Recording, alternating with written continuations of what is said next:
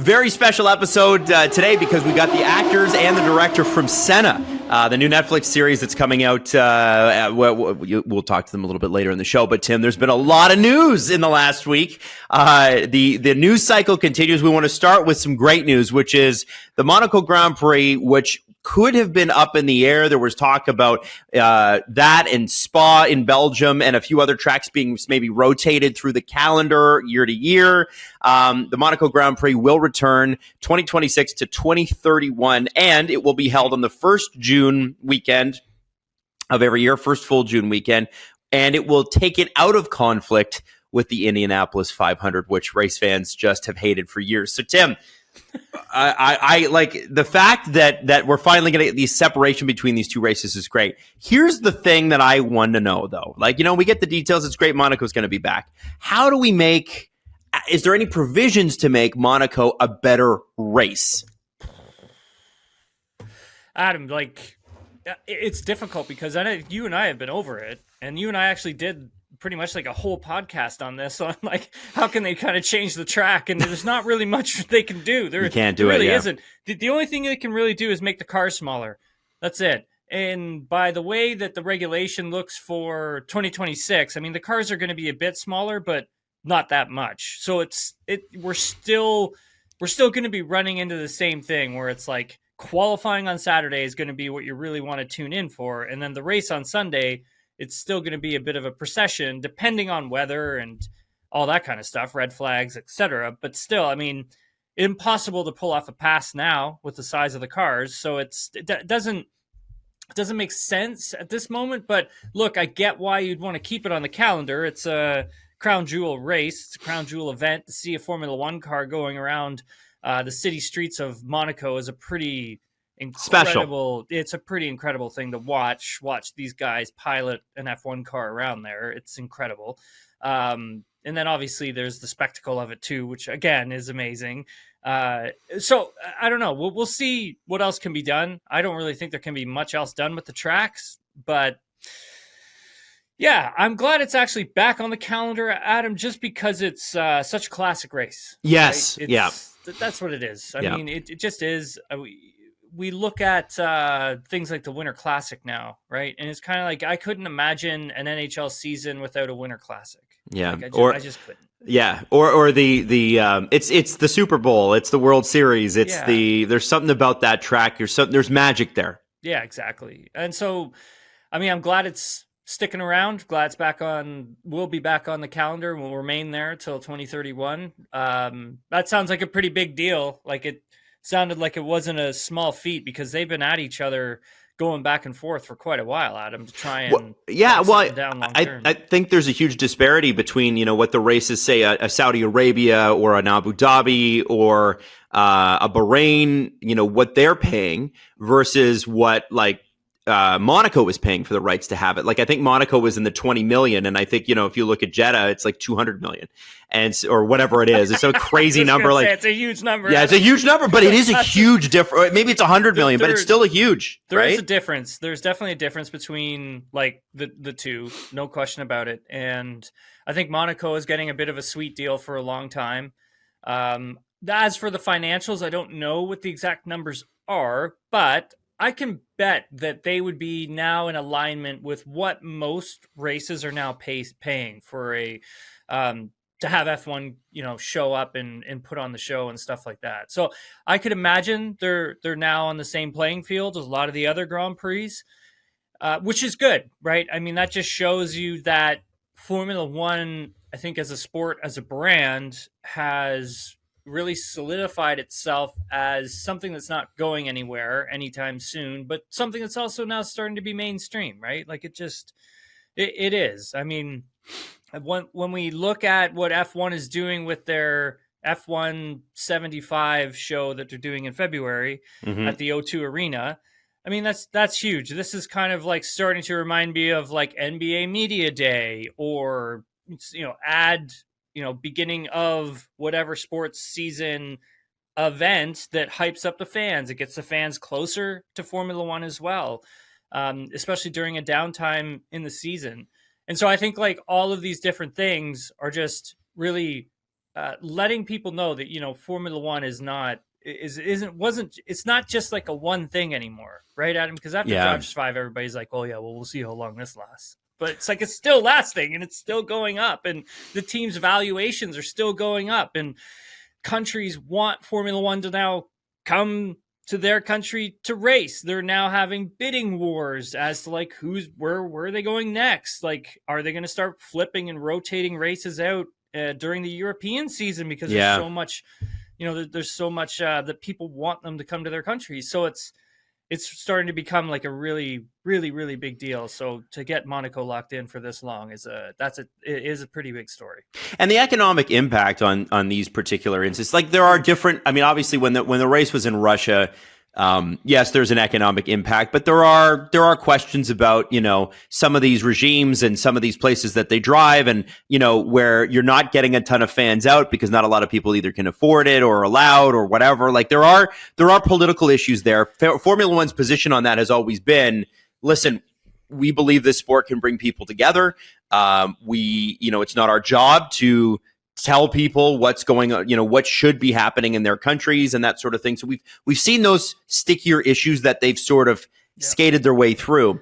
But there is no denying the economic impact of a Formula One race coming to a particular spot. And I'm going to liken it to Taylor Swift, who's about to do 6 shows here in Toronto starting tonight. And they say that Taylor Swift last summer through the United States saved them from a recession. Because of the economic impact of her showing up in every city. And I think you can liken Taylor Swift to the Formula One thing, right? It's you have an event that's that big coming once. Yeah. It's gonna create a huge boost for local businesses, sponsorship deals, restaurants, everything you could think of. And so it makes a ton of sense for these cities and these countries to pay for them and bring that in. Yeah, 100%, Adam. I mean, if you take a look at Las Vegas, you can even use them as a good blueprint as to how much it actually brings into the economy for the Las Vegas Grand Prix last year. People were a little like, oh, I don't know how this is going to work, right? Like this is it's a big spend and don't really know if it's worth it. And then when it's all said and done, Vegas also hosted the Super Bowl last year as well.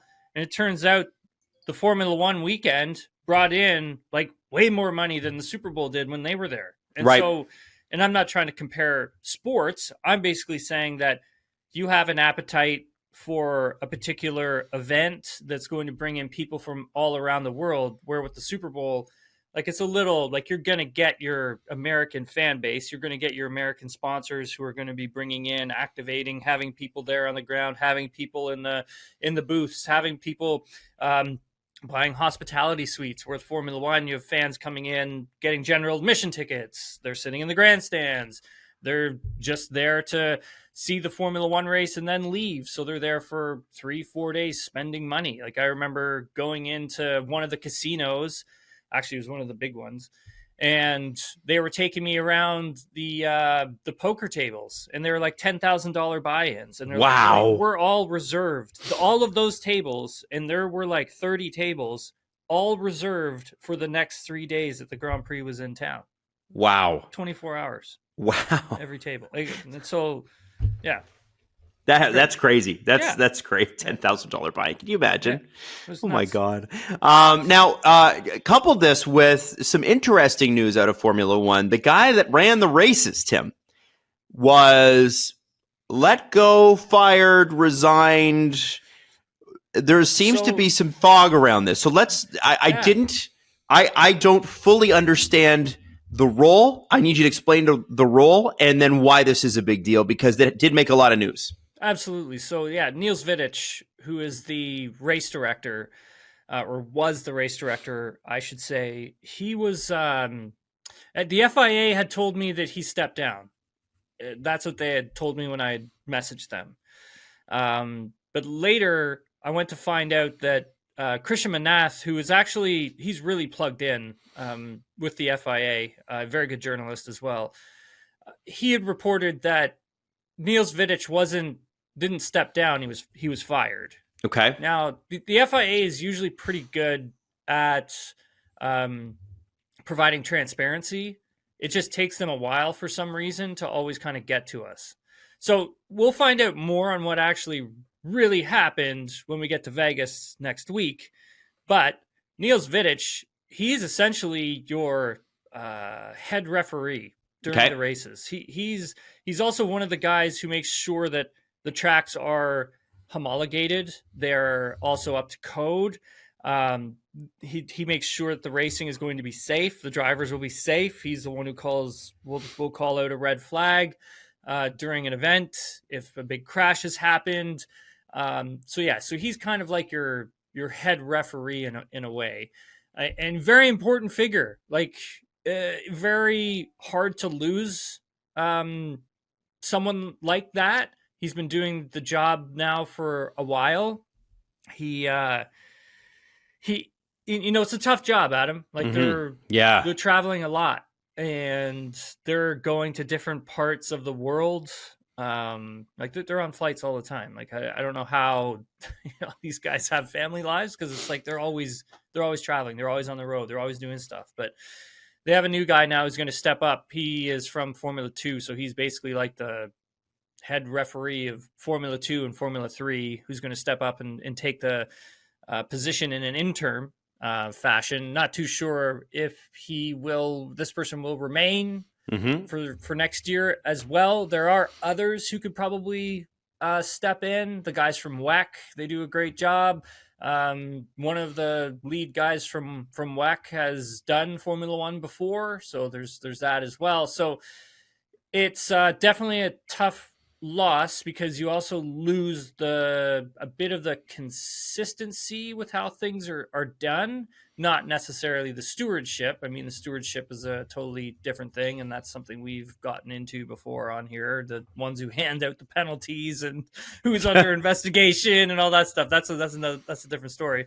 But yeah, it's a big person to lose, Adam, and it's interesting with the timing's the interesting and the timing of it too, because I think some of these guys are saying that the writing was sort of on the wall back at the U.S. Grand Prix that he was going. So I don't know what happened at the U.S. Grand Prix. I mean, Tim, you were on the ground at the U.S. Grand Prix. I don't think it has anything to do with like literally anything that happened there.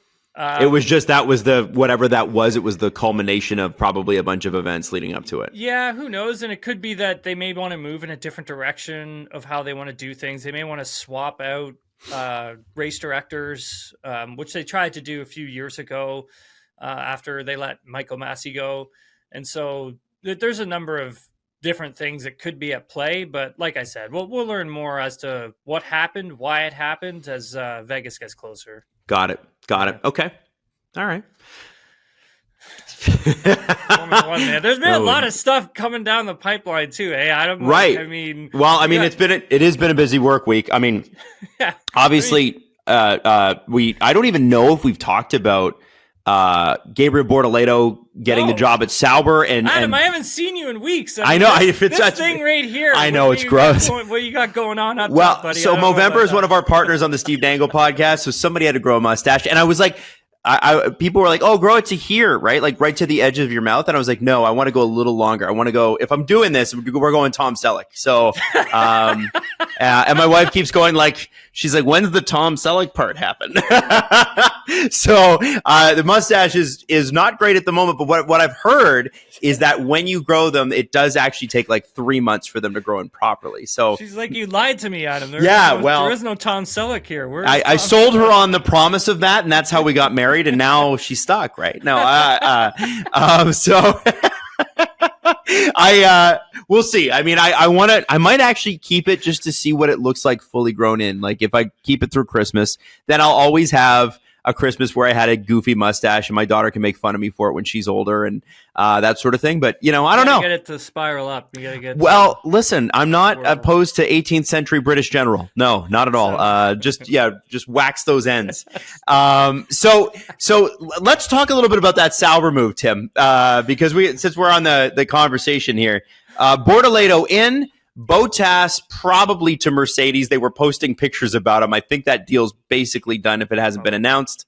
Let's start with Bortoleto. Why did Sauber at the last minute go, you know what?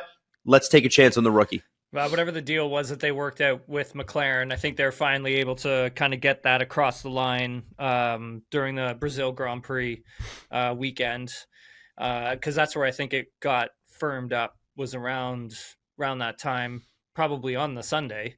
And yeah, so McLaren letting him walk away with no ties, by the sounds of it.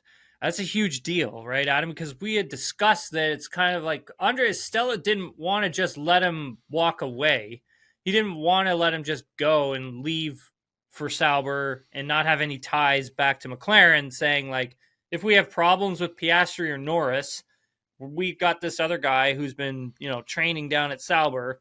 We can bring him up and put him in. So they can't do that now. Like, he's gone. Like, he is now a fully part of the Sauber Audi deal, whatever they've worked out.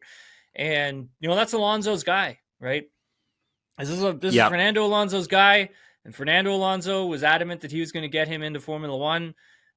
And he did. Like, he's there. So, and that's part of Alonso's management team. And, his well, I don't want to call it a new management team, but I would say a part of Fernando Alonso's management team. I believe this is probably his first driver that he's gotten into F1. And so he must recognize something in Bortoleto that's really special and that he deserves to be there. And I'm excited to see what he can do. I mean, look how many rookies we're going to have on this, on the scenes next season. It's gonna be really exciting. Is it 5 now? We got a lot, dude. I don't even. And who knows what's going to happen with Jack Doohan now? I mean, there's been reports coming out that Jack Doohan may not even get onto the grid. They may plop in Franco Colapinto in his place. Again, that is a rumor, but that it's out there floating around. So, I mean, who the heck knows, right? Yeah, it's wild. So the rumor with Colapinto is that it's the transfer fee, which is a soccer term, but it really would be a transfer fee, basically to buy him out of Williams. You're looking at £20 million. Yep. And not $20 million, £20 million. And it's Alpine is willing to pay it. Apparently Red Bull are not sure, maybe, but are very interested in the driver. And I'll be honest with you. The £20 million that they pay for him, if they end up doing it, will probably be worth it in the standings, because it's probably cost them much more than £20 million to be finishing potentially third rather than second or first, right? Sure. So it's a lot, though. Like, that is a lot. It's a lot of money. I don't see the value just yet. I mean, like, look, the kid's incredible. Don't get me wrong. I'm not saying that Franco Colapinto's not good. I'm just saying, like, £20 million. You're talking probably like almost 40 million Canadian. Yep. USD. Like, what, 35 million probably? I mean, we're now talking like, Lando Norris, Charles Leclerc. Like, we're up the ladder right now. You know what I mean? Like, yeah. So I don't know if that's Williams just being like setting that bar very high so no one will pay it. You know what I mean? Like, if Christian Horner goes over to James Vowles and's like, we want Franco Colapinto, and James is like, great, that's going to be 35 million USD. Like, just setting them, maybe that's what it is. Yeah. I don't know. That's why I'm just like, that number just seems really high. It's crazy high. Really high. So, I mean, hey, look, I think Franco Colapinto deserves to be on the grid next season. Wherever it may be. I would feel bad for Jack Doohan if it ends in him not being at Alpine. I really would. Like, this is a guy who's, like, he's worked really hard to get there and to get the opportunity to be able to get on the grid for an F1 season. Like, he's sacrificed a lot, that guy. Yeah. And I would feel really bad for Jack for sure. But at the same time, Red Bull's got, it's a revolving door over there right now. Oh, yeah. It's kind of like, okay, where can Colapinto fit in over there? I think he has a better shot of fitting in over at Red Bull than he does anywhere else, to be honest with you. But I agree. If I'm James Vowles, I'm not letting him go. No, and why would you, right? You might lose Carlos Sainz within a year or two, so keep him. The other thing I'd say is Liam Lawson bringing the attitude I've actually really enjoyed. Obviously, the middle finger to Sergio Perez was perhaps a little over the line, but I did like that he called out McLaren for saying, "Listen, this is a New Zealand team. What do you mean you're based? We don't care that you're based. Why are you playing the British national anthem? It's McLaren. It's a sandpiper. It's a New Zealand team. What did you think of the national anthem controversy, Tim?" Yeah, I didn't really, honestly, Adam, I didn't really pay attention to it because I was just kind of like, oh, that's funny, and then I just kind of moved on. I mean, you've been sending us in the group chat like hilarious Liam Lawson memes and videos. The last 2 weeks. So. Yeah. I love how brash he is. I love a young brash driver. Kind of reminds me of like Lewis Hamilton was like that. He was kind of F you to everybody, right? Like when he came in. He wasn't dropping like birds everywhere. No, he was he was not. He was not. He was pretty respectable. Like he's gonna let everybody know he was there, and I respect that. And hey, look, I mean, whatever works for Liam Lawson, right? It's all entertainment for me at the end of the day. I mean, as long as he's out there doing the job and getting things done and kicking ass, I mean, that's great. This is all just gravy on the back end of things. But no, I think he's shown himself to deserve a seat for next season, Adam. He really has. Like, he just got parachuted in at the last minute, and man, just kicking things off the way he did at the U.S. Grand Prix, like.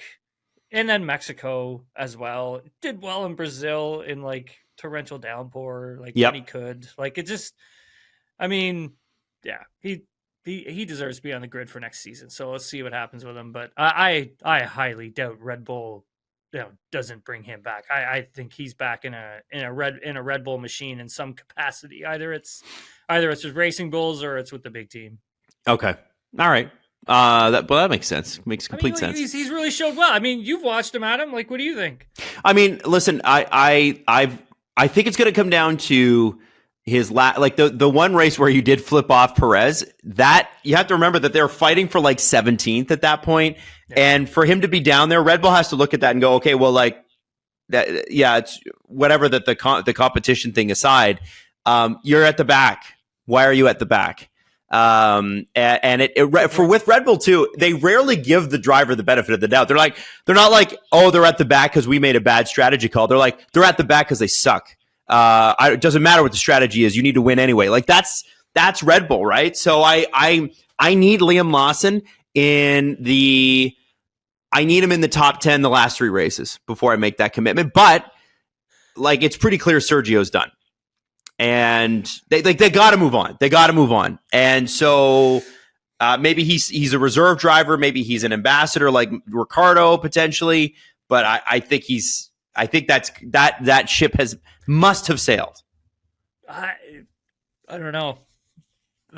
According to some reports, it doesn't sound like he's going anywhere for next season, and he's going to be there. And so.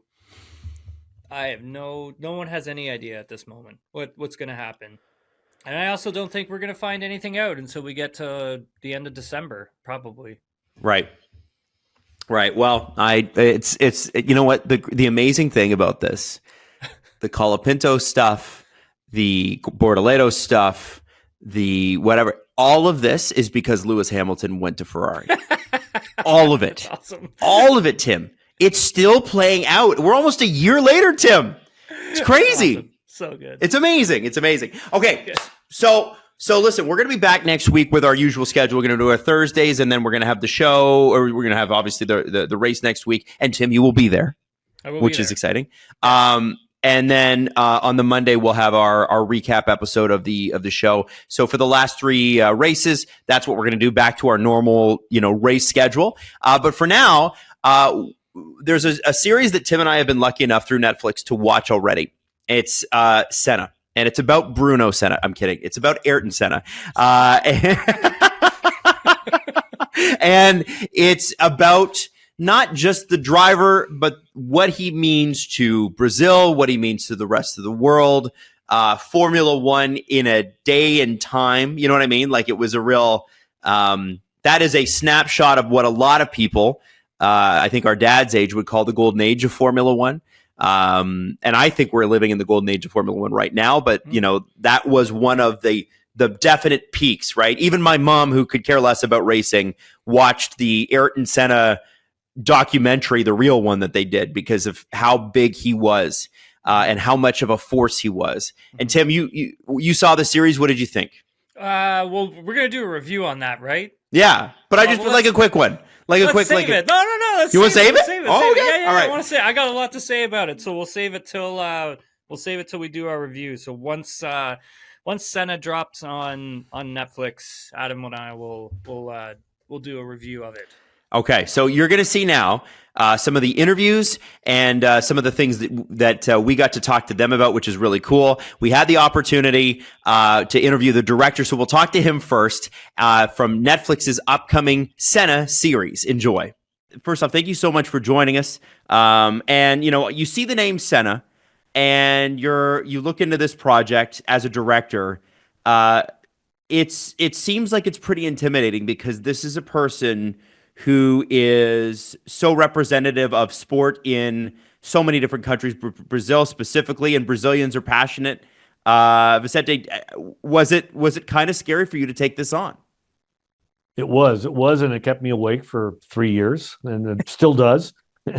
Senna means a lot to me. I grew up watching Senna. I was a teenager when he became who he did become, and a young man when he passed. And he means a lot to me personally, and he just like he means to me what he means to so many people all over the world. But as a Brazilian, he means even more. There's no one quite like Senna in Brazil with the kind of transversal reach that he has all over all kinds of walks of society. And it just sets the bar really, really high. It's a huge responsibility. It's a huge undertaking. It's something that I really had to, like Senna would say, give it 110% to make sure I could, ask for 100% from everybody else. So it was. It's a great responsibility.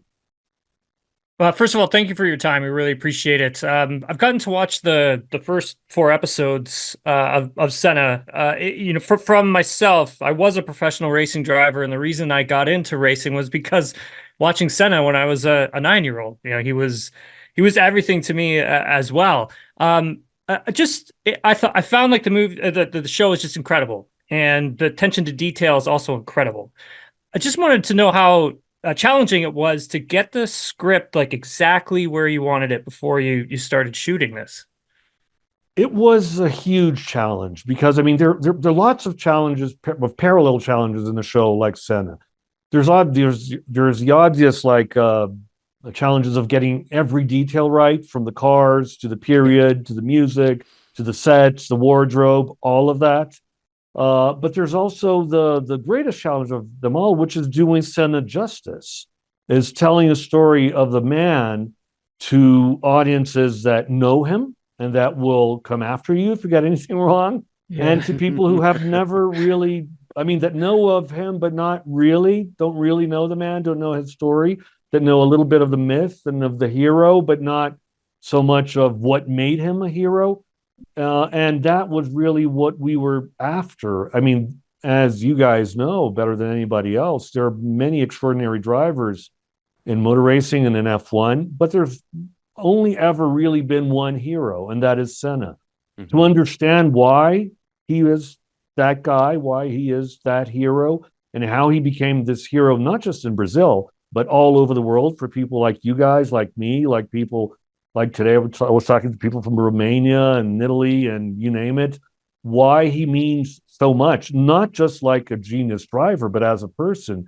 And to make that work inside the script, that was a huge challenge. Probably an even bigger challenge than the technical challenges we faced, which were, of course, huge, numerous, and super complicated. Mm-hmm. And I think part of the answer is balancing the technical aspects of who he was as a driver, the genius driver he was, with the emotional side. Mm-hmm. And those things always went hand in hand. No matter what his technical prowess might have been, and we know he was who he was, and like the Honda engineers were always, surprised to find out that he could figure out stuff about the engine that they couldn't with their own instruments and stuff like that, and his blipping and the way he drove and how he went into the apex, et cetera, et cetera. But that went hand in hand with a very emotional man who wore his his heart on his gloves, really. not and that made him very special. And that is an aspect of him that, even having watched all his races and documentaries and having read the books, you can only really get through to the audience through fiction, because you're not bound by objectivity. You have the ability of to be subjective, to show him as a person and not just as a document, not just as a picture, not just as video game character. Yeah. Yes, exactly. And so that was probably the greatest challenge. I just thought, sorry, Adam, to jump in. I just thought, like, even like the attention to detail, like even when, you're showing the driving clips, like even in the foot box, like he's even doing the blipping of the throttle, which was like signature to him. Like he was the only one who actually ever really did that. And it's just, for me, I caught that and I'm just like, oh, wow, that's such an incredible attention to detail. It's like, no, absolutely. We were very, very careful about every aspect. And I saw a clip of something else this weekend where the driver was taking his helmet off with his gloves on. We would never do that. Well, Vicente, we really appreciate your time. Honestly, I think we could talk to you for an hour, but we get what we get today. And you were fantastic. Congratulations on the series. And we wish you all the best going forward. Thank you very much. Thanks for having me on. Adam Wilde and Tim Hauraney of SDPN. I was so excited to be talking to Gabriel and Matt. Gabriel Leone, who's playing Ayrton Senna. Matt Mella, who is Alain Prost. Guys, we are so excited for this series. Have seen it, and I have to start with you, Gabriel, because you're playing somebody who's akin to a god in Brazil, but not just in Brazil, around the world. Formula One fans love this guy. When they approached you about this role, did you go, oh, that might be too much? That's a little too intimidating for me. How did you feel about it? I mean, as an actor, is the best ones could get, and as a Brazilian actor, I just can't think of a better role, especially because our Netflix production, is by far the biggest production ever in Brazilian history. Wow. So to me, it was an honor to play him. And as an actor, such an amazing, probably the biggest challenge of my career. And that's what we actors are always looking for. I love to change myself for the characters. I love to prep myself to create the smallest details and to change physically for the characters. And to be able to do that for Senna, to tell such a great story based on such a great idol story, was just amazing. Just to piggyback off that a little bit, question for Matt, and playing Alain Prost, who, I mean, now is obviously still with us. What were the challenges in trying to portray someone who, obviously is still alive with us, but also at the same time is an icon in Formula One? Yeah, well, I think the biggest challenge was marrying that with the fact we're writing a drama series. We're not doing a documentary. We're not doing an impression of these. We really, Gabby and I, the whole time worked on trying to get the essence of these guys and not imitating them. But for me personally, the biggest challenge was marrying all of the research I'd done on him and the fact that, of course, I was probably for 7 months, I had to be the only Prost fan. And I was like his biggest advocate, which obviously meant like basically clashing on a daily basis with people. Obviously, people I like, so they weren't real clashes. But it was marrying that with what we've got in the script, which is obviously he is, in this instance, the antagonist, and he serves a very specific purpose in this script and in relation to the protagonist of the series that is Senna. So that was the biggest challenge. It was marrying up those two and learning when to keep my mouth shut.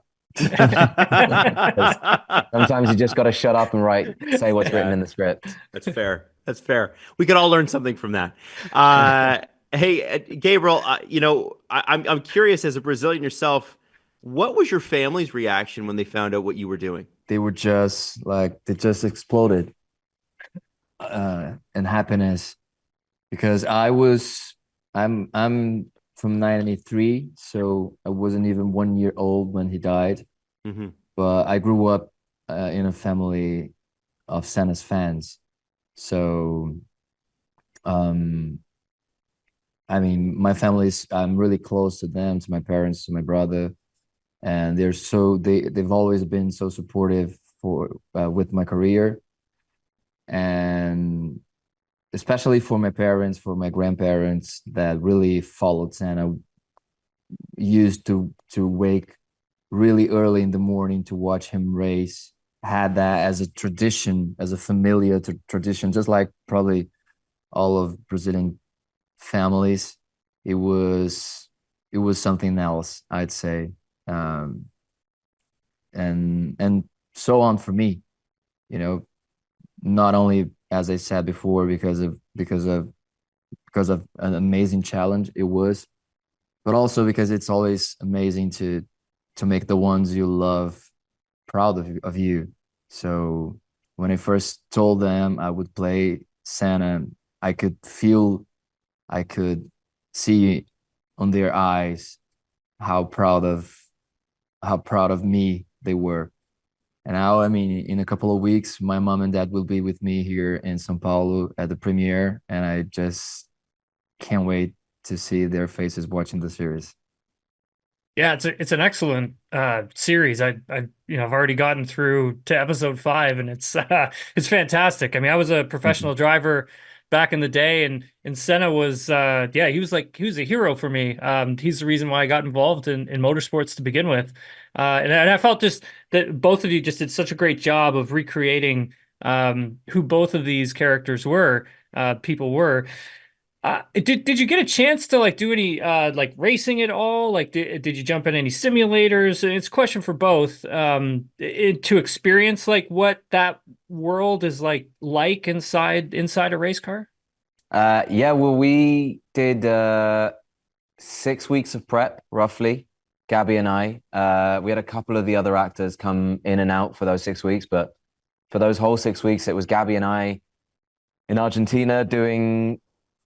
I think we did 3 sessions a week, maybe 2 or 3 sessions a week, 2-hour sessions of just go-karting. And we had our coach was a guy called Gustavo who actually raced with Senna in karting in South American formulas when they were younger. And so we just bombed it around the track 2 hours, 3 times a week, and just tried to get faster and faster. And then I think the intention was for us to research the feeling as close as possible, of course, to be a racing driver, to be a Formula One driver, to be as close to the ground as possible, and to overtake each other, and to have a good day driving, a bad day driving, to have a dry track or a wet track. So to feel all of the variations of being a racing driver, and to get used to use gloves and helmets. Yeah, what order things go in, the stuff that you, as an actor, you wouldn't, or as a person, you wouldn't think about until you've gotten into a car and you're like, shit, I can't put my helmet on unless I've got my gloves off. Yeah, exactly. Random things like that you wouldn't think about. Yeah, just to feel more comfortable about it, to feel where more you look. Present. Yeah, exactly. Yeah. And it was fun. It was funny. As hell. Yeah. What a joke. Someone's like, by the way, dude, we're now going to pay you to go go-karting. Fine, and also to pop some champagnes. Yeah. Popping champagnes. Does it actually sting your eyes if you get it in your eyes? Like crazy. Of course, yes. And it stinks afterwards as well. Yeah, it does. It does. So I want to ask you guys, just for the both of you, they say for actors, one of the coolest roles that you can ever play is a villain. And one of you is the hero here, one of you is the villain. But I want to ask you both, do you think there will ever be a cooler role than playing a Formula One driver? That's tough, man. Yeah. First of all, I don't. Ayrton is a hero. Not a hero and antagonist, I guess, is a better. Yeah, that's Antagonist better. is definitely Is that better? That's Better. the way we Yeah, try that's to better. portray them. Yeah, Yeah. for sure. Because I never portrayed him. I never portrayed him as a villain ever because No. I don't think he is. No. But of course, from Senna's point of view, he was His rival, not like the enemy. Yeah, his rival Yeah. at the time. the one to So be beaten. exactly. So whatever you do, it is that. And I think that's probably for me playing an antagonist, or I mean, I would certainly like to play actual villains moving forwards, because to me those are always the most interesting ones, because there's a reason people behave the way they do. It's never empty. This is not a villain, but it still was. It's interesting to find out what drives someone, regardless of where they sit. And the best thing about playing a villain is that you don't ever have to play him as a villain. You play the truth of what's there. You play what is true to them, and the script usually does the rest. They don't know they're No, villains. no one knows. That's No the villain best knows they're a part. villain. Yeah, and I definitely can't think of any cooler role than a racing driver. No. Especially using those beautiful red overalls, Yeah. McLaren's Yeah. overalls, and Yeah. the helmets and all the thing. I think Formula One back in the days was so charming. Like They were it like was- rock stars back then. Yeah, I mean, even though exactly. no one actually looks good in racing overalls, Yeah. like even if you're quite built or in really good shape, you still look a little bit dodgy in overalls, but it doesn't matter. You, But you feel and we were always, when we were walking to the set, we were always like picking a song up, yeah, it was usually like Fortunate Son. an We thought we epic, were cool. song for us to be Song. walking on the We set. really thought we were cool, but Yeah. we probably looked like assholes, but we thought we were cool. That's awesome. Well, listen, guys, Tim, do you have any last quick question? Because we got to wrap here. Yeah. Just one quick one, guys. This isn't going to come out until after the series has already been launched and everything, but just wanted to get what was your favorite part of this to film? Like, which I guess part of it was the most fun? For me, it was definitely the whole sequence of 1991, the first time he won in Brazil. Mm-hmm. He was already a three-time world champion, and he's been trying. He had been trying to win in Brazil for so long, and every time something weird happened. And when he won, something really weird happened. His car broke. His gear got stuck on sixth gear. And then it started raining. You know the whole story. Yeah. So, and then he passed out in the end of the race. He was devastated, destroyed, and he couldn't even hold the trophy and put it up. So for me to shoot that whole sequence was really emotional, and I really, like, physically I had to give my all, for that whole sequence. It's great. Well, gentlemen, That's awesome. Mine Yeah, were sorry, go ahead, Matt. mine were the huge sequence shots.